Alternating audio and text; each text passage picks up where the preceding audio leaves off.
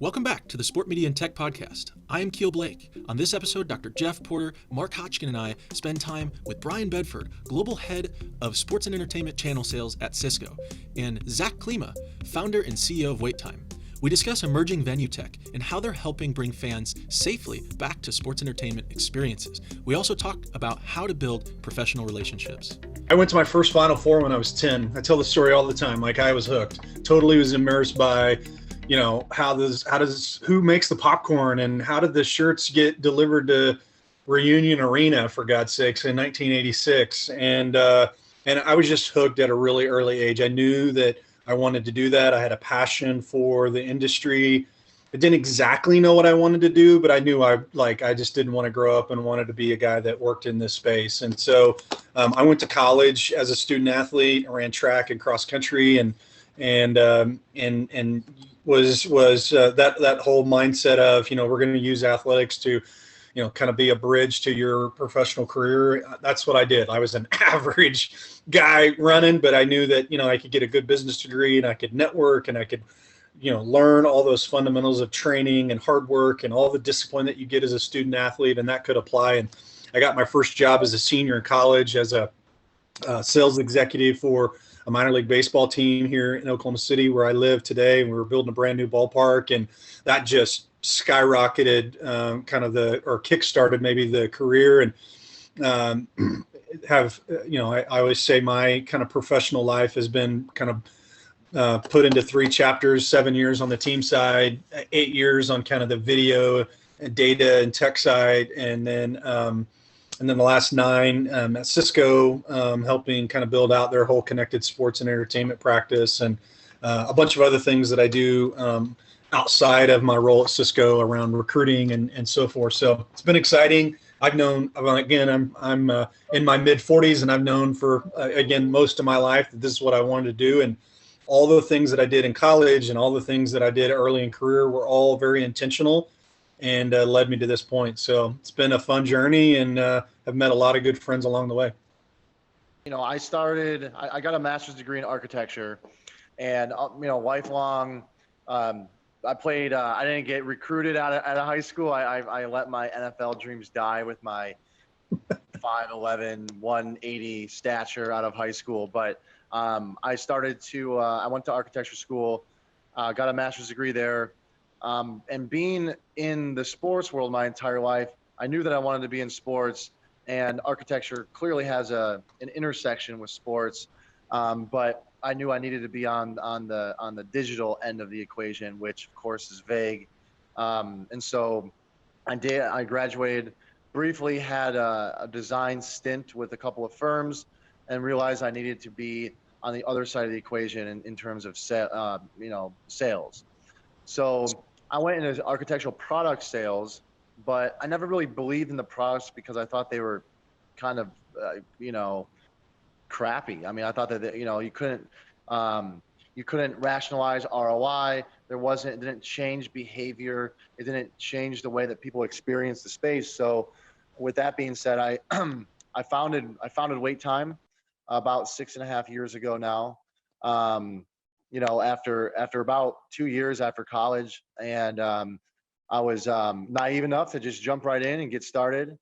And at this point in time, fast forward to today, we built a pretty amazing product that still remains unrivaled out there. And it's pretty interesting because along the way you have folks like Cisco, and Bryan was the first person I met, but that come and they put their arm around you and say, "Hey, Zack, we believe in you, believe in your product, and we can add value. You can add value to us, we can add value to you, and kind of take things to the next level." So a little bit about my background. I about 7 years now in the game.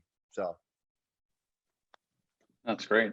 Love to kind of dive in a little bit more about each of the companies you work for. Obviously, a lot of people have heard of Cisco, and there's a lot of things that you're doing there, but love to kind of dive in a little bit more depth of maybe around this conversation than what WaitTimes do, and also how you've been working together recently.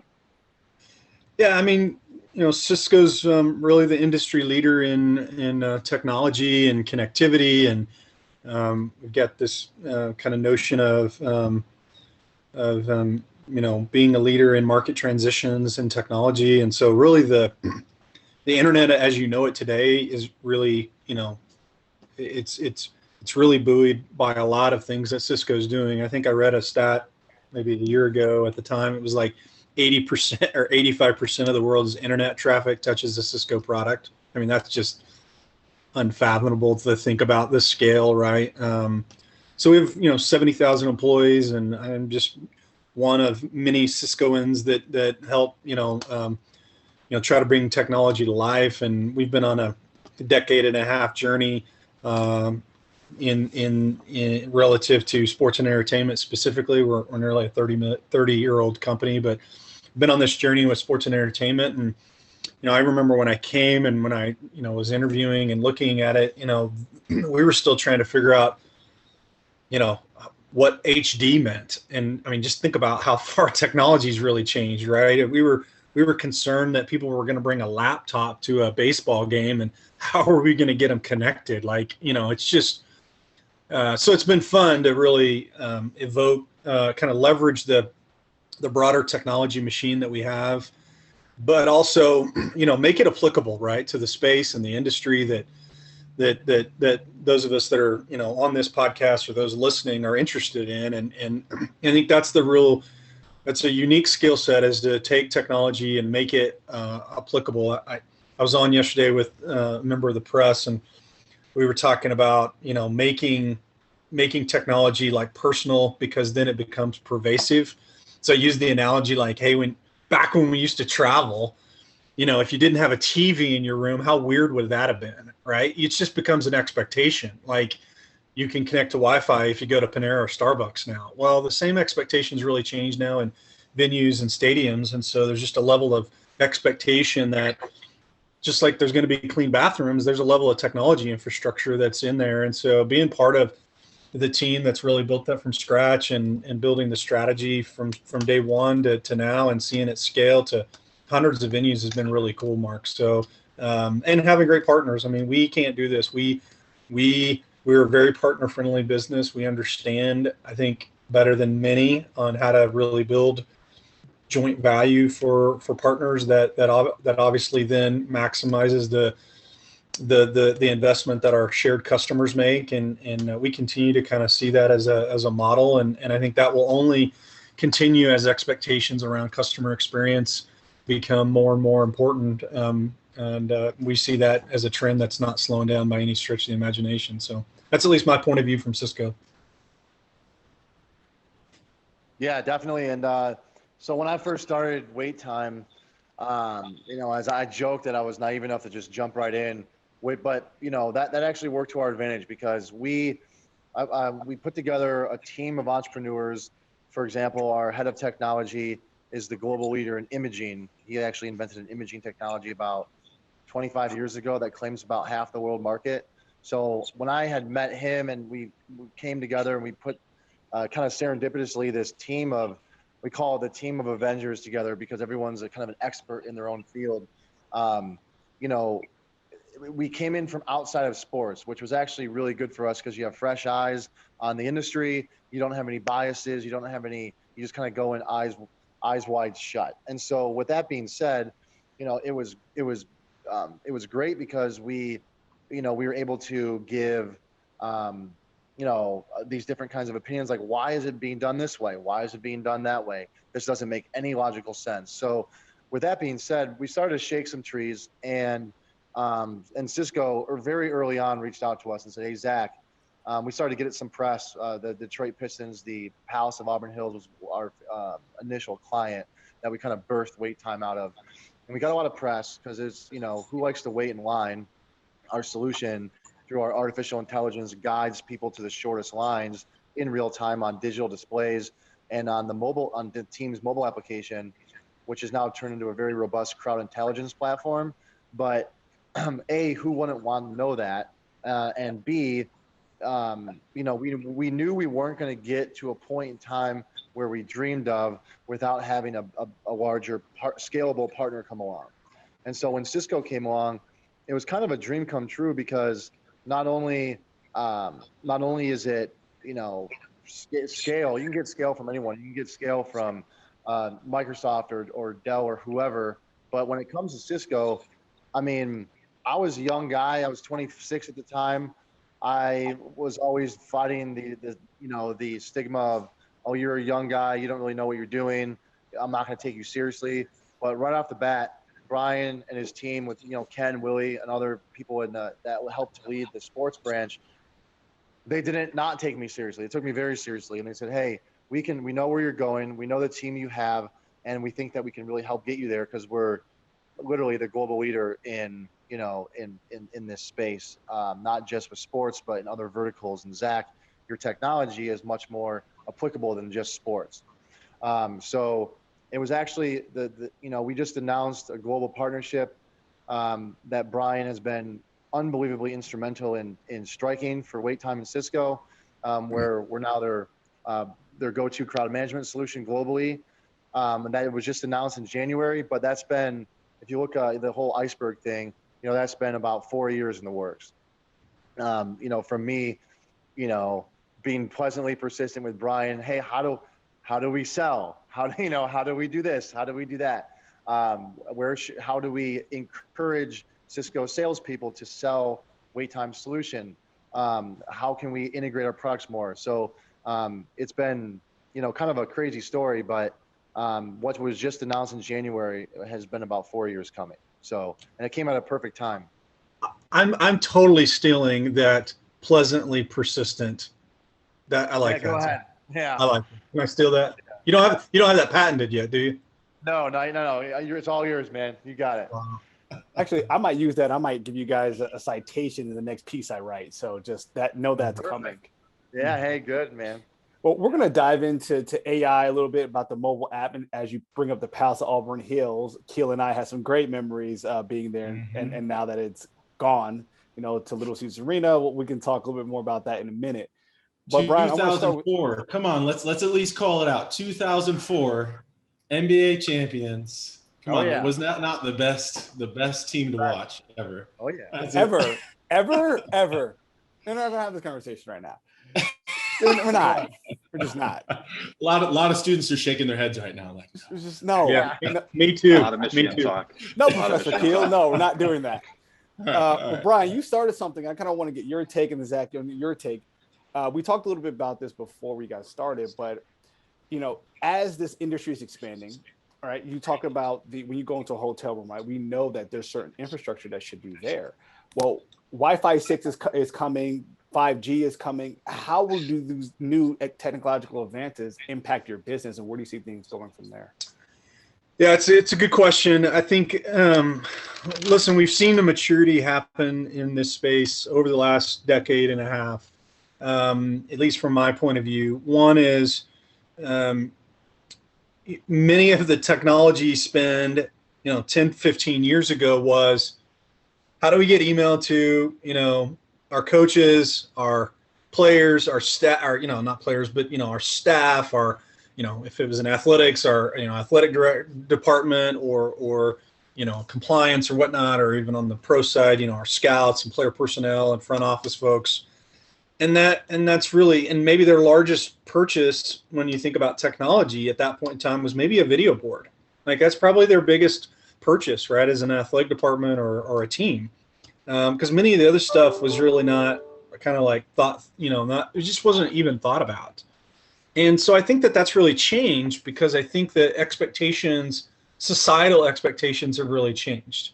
And so, I mean, again, if, I use this concept all the time, I think people now realize that if I can do it at my house, why can't I do it anywhere I'm at? Like, why is it a limiting factor? Like my daughters don't understand why, my 2010 Suburban, why doesn't it have a hotspot in it? Like, like they just don't understand, right? And so, I don't have the cool car like Zack does here. So, but so I think that it's a long-winded way of saying that I think the expectations of technology have really changed.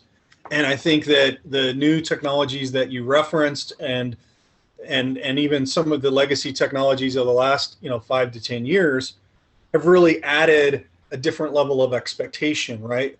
when would we have ever thought about, I mean, 10 years ago or 16 years ago when you guys were, chilling out at the, Palace of Auburn Hills, for God's sakes, you weren't thinking about just, grab and go food. There was not even a concept. You were just nowhere near thinking that, right? You weren't thinking about, maybe you were thinking about betting, or you weren't thinking about advanced content in the broadcast. I mean, you look back on some of that stuff now, those old games that are sitting on YouTube, and they just look so archaic, right? And that wasn't that long ago. For that matter, 2004, there's probably nobody on this call that had a high definition television set, right? So 5G, Wi-Fi 6, they will be the newest evolution of technologies, and they'll provide, a bunch of new opportunities for companies to build and create a whole new ecosystem. But it's much like what we've just experienced, right? We saw just an influx of mobile apps and social media and gaming and so forth the last 10, 15 years. That new technology spiked with kind of just, I think, a reset of the industry around COVID. It's going to create a whole new set of, opportunities. So we're you got to learn to, to use a sports analogy, kind of guess where the hockey puck is going to go. But it also, we believe that we're kind of the infrastructure, we're that utility that allows and fosters all that innovation to sit on top. And again, 5G and Wi-Fi 6 are just another example of that in sports. Yeah, and that's a great point. All of those are great points, Bryan. And really one thing that resonates really well with us. So when I first started WaitTime, we were getting all these inbound calls because there was nothing out there like it, and there still isn't. But people were getting all these CTOs were calling us, and I want to say CTO because I'm going to talk about that in a second. All these CTOs were calling us, and they were saying, "This is so intriguing." We'd give them the demo of our crowd intelligence platform. They'd be like, "Oh my God, this is mind-boggling." But with that being said, few converted into sales, which was confusing at the time because, and I think I talked to you, Bryan, about this. I'm like, what's going on? Like, why aren't these people just buying it? They're like, Zack, it doesn't happen like that. There's the sports industry is a boys club. B, people are adverse to change. And, Zack, unfortunately, at this point in time, it will change in the future, but you're a nice to have product because you're new. It's a luxury item. It's a nice to have product, but Cisco putting their arm around us, it made us transition from a nice to have to a need to have. And especially with COVID, it's really a big shift in our business. All the people and all the organizations that have said, "Oh, Zack, you're a luxury product. You're you guys are a Ferrari," or whatever we've heard. For whatever reason, they gave us to say no, not right now. Bryan, it goes back to your point about you have to raise expectations. It's kind of like your suburban example. Why doesn't it have a hotspot? It's going to come to a point in time where, because of the partnership with Cisco and with WaitTime, people are going to be asking, why doesn't this arena have WaitTime on Cisco? Why doesn't this stadium have WaitTime on Cisco? So, it changes the priorities. And what we've seen is we were able to help with Cisco kind of rewrite these rules of normalcy when it comes to the sports industry with standards coming from the pandemic. We saw the biggest shift of prioritization of technologies stemming from COVID, and WaitTime, just so happened to be like really right there at the top, and Cisco helped us get there, absolutely. And so that's where we see this reprioritization of technologies, and WaitTime happens to be on the higher end of the reprioritization of technologies, whether it be Wi-Fi 6 or 5G. It helps to change the mindset of, out with the old, in with the new. And I think that COVID was an accelerant to that, because COVID helped us realize as an industry and the decision makers that this is a shift that needs to happen. We can't have risk-adverse CTOs anymore. Going back to my point about CTOs, They've been there for 25 plus years in the same position. And the latest thing they did was install Microsoft Outlook for their employees. It's one of those things where there is a big shift that's happening, a digitization, remake, redo. And to your point, Jeff, about all that, it's really, there's a bigger story to it, but it actually helps to drive our agenda forward in a most meaningful way. Yeah, I love, Zach, just real quick, a quote. I mean, I was looking at a deck that I had presented like in 2013, and I think I spoke at one of the big tech conferences at the time, and I used this quote, which is, personal technology becomes pervasive when you notice it in its absence. And I mean, just think about that. Like right now, if you didn't have intelligence to understand who and how traffic patterns are going into your venue, like, whoa, right now, as we're trying to bring fans back to venues, like that's a pretty big gap, right? And I use that one as an example since Zach's on here. But there are a number of other things, right? When you think about like just data and telemetry that feeds the broadcast, like if you didn't have a score bug and all the different stats that were coming in on ESPN now, you would notice it in its absence, right? If you don't have Wi-Fi in your hotel room when we all can travel back, like we will notice it because we won't get any productivity done. I remember when I got my first smartphone and I could actually check email like on my phone, and I was like, this is amazing. And I'm probably dating myself for the students that are listening to this, but in general, right, it's that notion of, that's when things become mainstream. And I think, being part of the industry as long as I have, good or bad as that may be, I think, we've seen this happen several times, and it's fun to kind of watch it happen over and over and over. Both of you have talked about technology, and technology is so important at the core of these new innovative products, but the ability, and both of you touched on this, to understand human behavior and how to apply it is so much greater, right? And not every CTO has that balance. And it sounds like, Zach, you were touching on that, is to be innovative, to move forward. The CTOs and technology leaders have to get under human behavior. I mean, we wouldn't even be on this call today, frankly, if it wasn't for the fact that LinkedIn was the technology. So I kept seeing, WaitTime's images coming up with, it was a really neat video you have showing the algorithm going and that.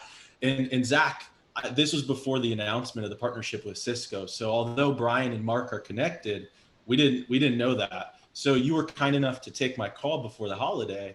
And then from a human behavior standpoint, we all suddenly realized we played basketball against each other as middle schoolers, and we grew up in the same area. It's crazy, right? And all of a sudden there was a lot of commonalities there. But those are the things, right, that when you merge that into experiences and you use technology to be able to measure it, you can bring people together. So I need to ask a really important question, because this podcast today is brought to you by the state of Michigan, being that Zach, Dr. Porter are freezing right now in 18-degree weather, 22, 22 mile an hour winds. Yeah.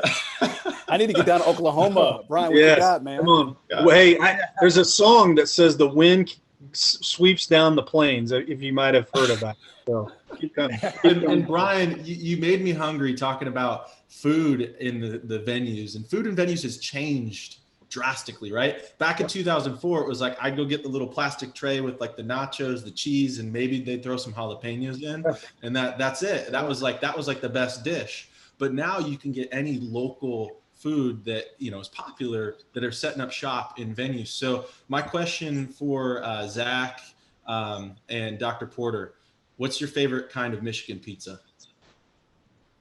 Hey, you go first, Dr. Porter. All right. Okay. See, you just hit it. You just hit a sensitive spot. Let me explain to you folks out there what this is. All right. There is one kind of pizza. Okay. It's called New York style pizza, period. There's no Detroit style pizza. There's no Chicago style pot pie. No, it's not that. It's New York style pizza. And whoever gets the best New York style pizza, and so far, I'm still trying to find it.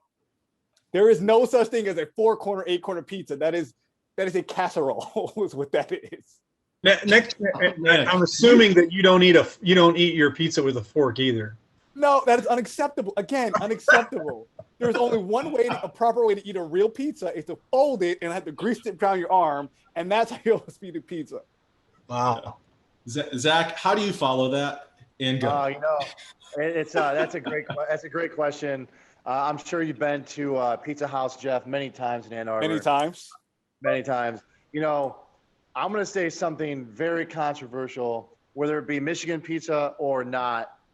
To this day, I don't care who you are, the best pizza out there is Pizza Hut, and I don't care what anyone says. What? And I have to give one of my investors, Steve Jabara, one of my best friends.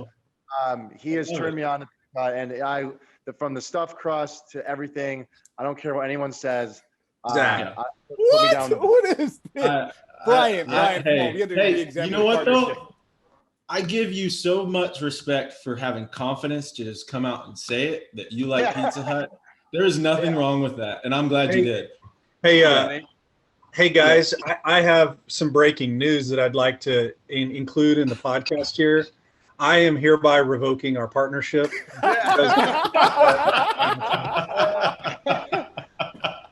That's awesome. That's awesome. Oh man. But that happened here. Breaking news. Breaking news. Podcast. Yeah. Breaking news. First reported by. Well, all right. So I'll keep it quick, but Buddy's Pizza in the Detroit area. It's good. I grew up near it, on it. My sister worked there, so it has a special place in my heart. It's a nice snack, is what it is. Yeah, there you go. It fits in your casserole category there, Dr. Porter. But all right, so going back, the other thing with human behavior we talk about is relationships, right? So one of the other things, Zach, we identified is we shared just a mutual relationship with the Jordans, right? So the Jordans went to UCF. Jeff and Marcus played basketball there. I happen to live across the hall from Marcus, and Jeff is one of your advisors, I believe. So could you share a little bit about the people that have made an impact on your business and how relationships have helped you? Definitely. I mean, it's all about relationships. Bryan, you know this. You taught me so much about relationships, and it's not about short term, it's about lifetime. And it's about reputation, it's about trust, it's about integrity, which is honestly a big reason why I gravitated so much towards Cisco, because they treated me like family. I know I could call up any of them at any point in time, whether it be Bryan or Ken Martin or whoever else, and they'll answer my call. And it could be completely a question about life or a question about business, and they would take the call. And that's the way that I've started. And this is not originated by Zack Klima. This is from years of people who are much wiser and older than me telling me, "Hey, Zack, learn from my mistakes." Which is the way that I look about it. And so Jeff came on board. Jeff's an investor, and Jeff is Michael Jordan's oldest son. And then obviously he transferred to UCF after he went to University of Illinois, played basketball there. He come down and play basketball with his brother. So Jeff, actually from the Palace, all the press that we got with the Pistons, one of Jeff's best friends from high school, out of Chicago. His name is Savan Avakian. I knew Savan. He went to Loyola Chicago. A bunch of my friends went from Gloucester High School, actually, went to Loyola, and I met Savan through them. And he had contacted me, "Hey, Zack," kept in contact throughout the years. When I started WaitTime, he's like, "Hey, Zack, this is really cool. Jeff and I are thinking about starting an investment group called the Jordan Avakian Group. I would love to have Jeff and myself fly out to meet your business partners," who at the time it was John Mars, our head of technology. And we had a suite at the Palace where we showcased the technology out of. And I was like, I don't know if I can swear in this show, but yeah, right. Like, there's no way that Michael Jordan's son is going to fly out here from Portland, Oregon, from, Nike's campus to come, with a jabroni like me, and to see WaitTime. This is crazy. So I immediately cleared out whatever I had in my schedule. And he flew in. He did. About 2 weeks later, he flew in. We immediately hit it off. Jeff is my age. Literally, he's about 2 months younger than me. he flew out, we hit it off immediately, kind of fell in love with WaitTime. And he's been, it's about a year long of negotiations / background checks / making sure that we're allowed to touch his family's name in any way, shape, or form. And it's kind of interesting because the final test was, hey, Zach, my dad's old school. He wants to, shake your hand, look you in the eye, make sure you're not a POS. Like, will you come down to Florida and meet my dad? And I was like, yes. Like, obviously, I'm gonna accommodate that. So, flew down, met with his old man for about a whole day, and you just kind of shot the shit. Didn't talk anything about Jordan Brand. Didn't talk anything about Jordan. Didn't talk anything about basketball. Didn't talk anything about any of that. It was all about what's your vision, what's your background. And honestly, I've learned a lot about relationships and how to form them by the way that Jeff and his dad and his entire family, for that matter, treated me, and the way that they do it, because they have to be so protective about their relationships that I took a page out of their playbook and I use it now whenever I have to profile people if they want to get involved in the company, what are their intentions, etc. And honestly, I've built WaitTime off of relationships. Not about, hey, you sign a deal with someone, or hey, I meet Bryan Bedford. What can Cisco do for WaitTime tomorrow? No, it's a lifetime thing. It's you have to be super cautious. You have to be super calculated, and you have to build it naturally. You can't. It's people first, business second, and that's the way I've kind of long-winded answer to your question, but that's the way that I've viewed it and kind of unfolded that strategy in a macro way. One thing I was curious about, maybe this is a little bit more for Bryan, but I think it's worth thinking about. I've thought about it a lot more as I've gotten into the business development side of technology. Is how do you, one, kind of keep up with all the change and the evolution of these spaces, and then I think kind of related to that, how do you share that vision with either potential customers or decision makers as you go through that process? Because a lot of times I think when we're talking about evolving technology like this, you have to kind of paint a picture. So I'm curious how you, one, stay on top of it, and then also translate that to ways that'll be relatable. Yeah, it's a good question, and I've got probably a couple examples here on just things that we've done to kind of paint that picture. We've created a couple of different tools in my time here at Cisco. We did one around kind of media broadcasts and the content space. We called it our media blueprint, and we've evolved that now where you can go online and just type in Cisco's Portfolio Explorer and look at what we do in sports, media, and entertainment. And it really kind of helps segment out different use cases and different areas and how we want to set vision and how we want to showcase our partnerships, including guys like Zack and WaitTimes. Those have been ways that we've kind of tried to, share that vision.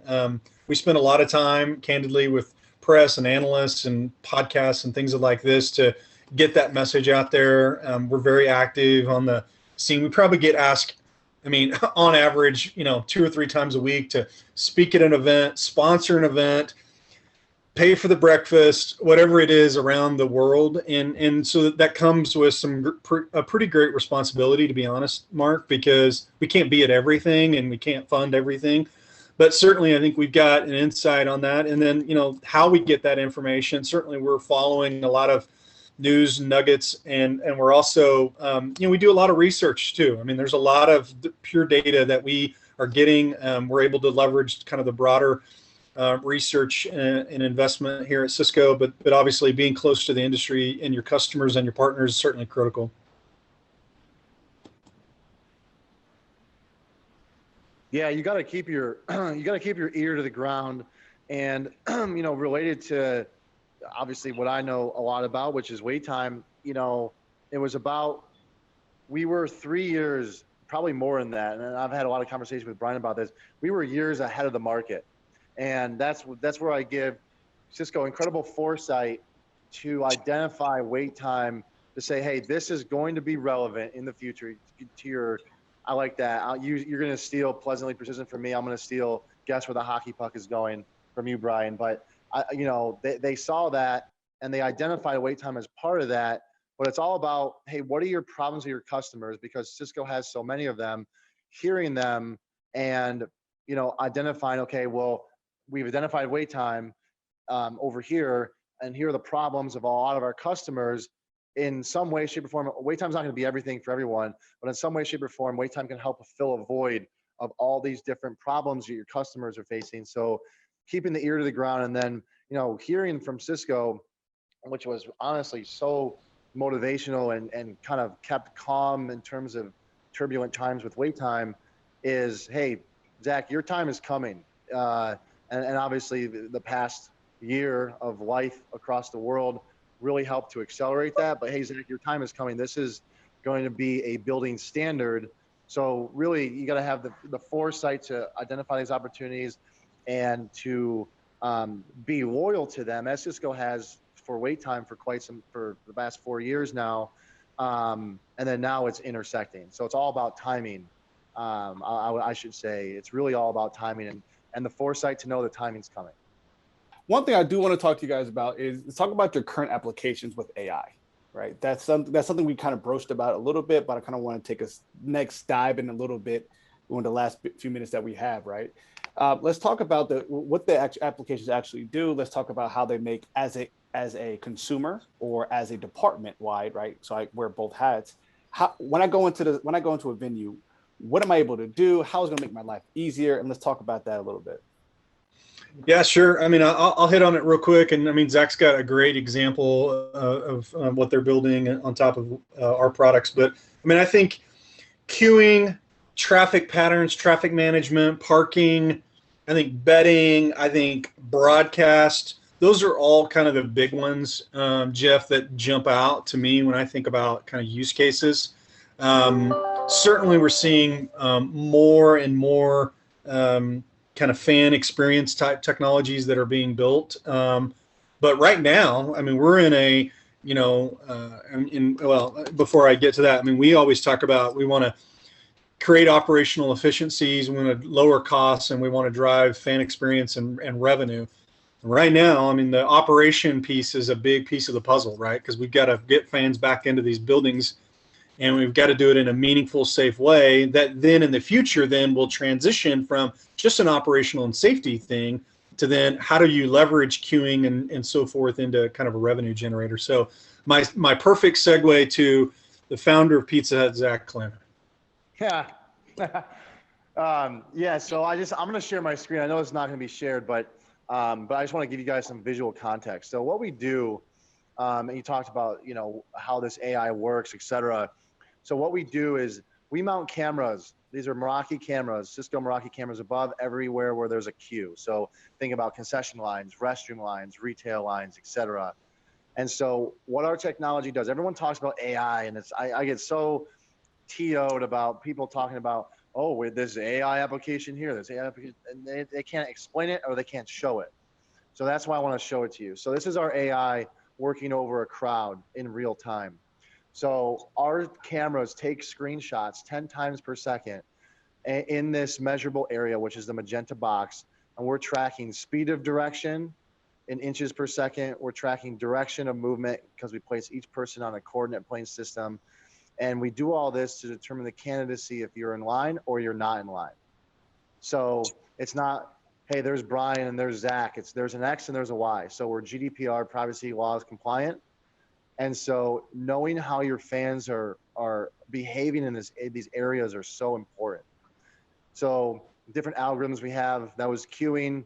We have stanchions. So this is when you have stanchions, in line, which is kind of where the world is going towards, is more of a structured line.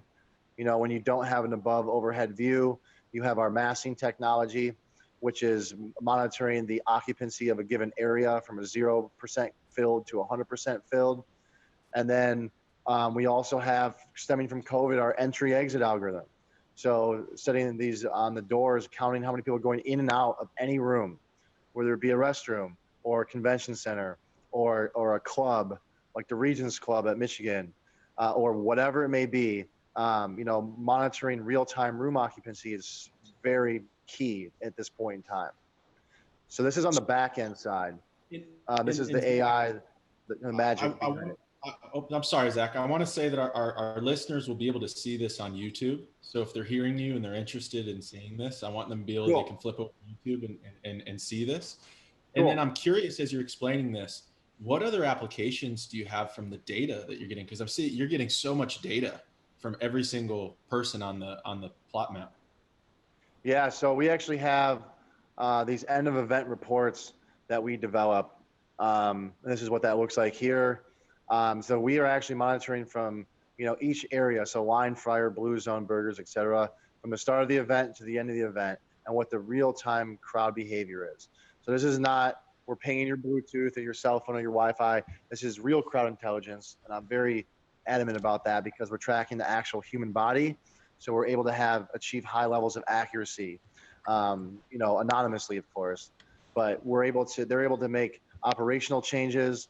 So we work with all the big food and beverage companies to we're starting to warm up relationships with NCAA properties and the ownership groups, or I'll call them the digital rights groups that have a monopoly on the industry, which I'm sure you can imagine who they are. And so we're starting to work with them in terms of these crowd behavior analytics, but not even just on the data side, which helps the operations significantly, but also on the fan side. Fans have to become part of the solution.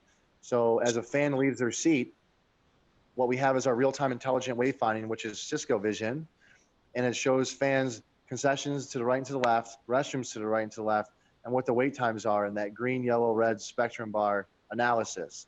That's all being fed from those AI algorithms that I showed you. So we built interior and exterior environment traffic system for people, first in the world off of Cisco Vision. That was our first integration with Cisco. And there's obviously revenue opportunities with sponsorship, and we also integrate with each of the team's mobile applications. So when we go into the University of Michigan, we will integrate with your. Oh, I can't wait. Yeah, your mobile strategy here. So fans at their seat can see what the wait times are at their fingertips in real time. And obviously with the generation of college students, everyone's mobile forward anyway.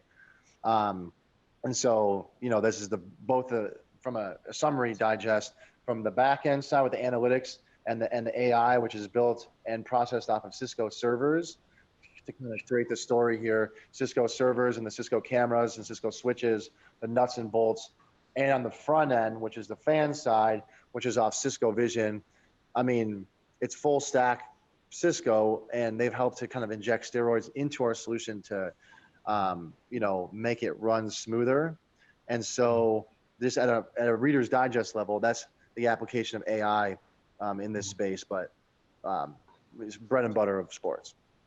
That's awesome. And I'd have to imagine that not only for the fans, but also for the teams and the sponsors, this data is invaluable, because now if you're one of the sponsors, you could see actual data around how many people walked by your signage or your booth, or say during COVID, say you have a hand sanitizing station and it's sponsored by somebody, you can actually see how many people wash their hands or sanitize their hands. You could also see, if you put out new messaging for COVID safety, what is the impact of that messaging? Because once you changed it up, you can benchmark between games and things like that. So it's really neat what you're sharing here, and how that can add value to not only the fans, but the sponsors and others. Totally. Absolutely. Like, this technology is cool. Like, I would love to, it's funny because I think colleges and sport teams in general, I think the industry as a whole is always, not always, but consistently a step or two behind. Because imagine if you have 100,000, 150,000 people, whether it's a track stadium, whether it's a NASCAR stadium, whether it is any kind of large venue. Now I'm trying to figure out where and how to get to the things I want and how long I have to wait for them. That's an awesome piece of information to know, especially at your fingertips. So I don't have to get out my seat and go wait 30 minutes. I might miss the 2-3 biggest plays of the game. So correct. I love it. I love every morning of it. So it's really cool for me. Awesome. Yeah, man, we're actually we're trying to talk to U of M right now. Bruce Maje, I think you know Bruce. Yeah, he's the living encyclopedia that is. Yeah, that's right. Yeah, I don't think he's the right guy for us. he told me to go through one of the regions. So we'll connect offline about UVM. Sounds good. Yeah. Well, hey, Zack, we appreciate so much you taking the time to not only just share part of your personal journey, really enjoyed what you shared about your experience through relationships and the realness of that. And then also showing us your technology and the product. It's extremely innovative. I know the students are going to love it, but we end with a tradition. And so we just want to ask you, what advice would you have for the students? And then we'll take it out from there. Yeah, that's a good one. Honestly, always question the status quo, because if I didn't do that, I wouldn't be talking to you guys.